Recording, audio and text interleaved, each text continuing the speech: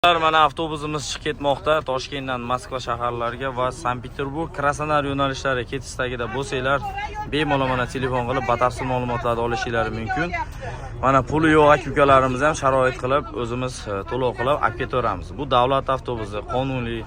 Bemalol mana biz bilan bog'lanib, batafsil ma'lumotlarni olib ketishingiz mumkin. Toshkent, Moskva, Toshkent, Sankt-Peterburg aka. Haftada 4 kun, dushanba, seshanba, payshanba, juma. Aka-ukalar ahamiyat berib qo'yinglar. Avtobus mana odamlar bilan ketyapti. Amaga nima deysiz? Bir fikringiz, qisqacha fikringiz. Avtobus to'g'risida. Avtobus yaxshi. Yaxshi. Mana bu zaryadka bo'lsa, zaryadka qilib ketishga, telefonda gaplashishga yaxshi bo'ladi. Sharoitlar ham chiroyli. Bor zaryadka ishlatamiz. Qaysidir ishlaydi, qaysidir ishlamaydi. Lekin bu avtobusda faqat bizni o'zbeklar yuradi aka. Ana. Uchun hammasi yaxshi. Sizga yozilgan ekan bu odam. Yesirgadiyev Alibek degan. Qachon? Bugun Akalar telefon qilaverasizlar.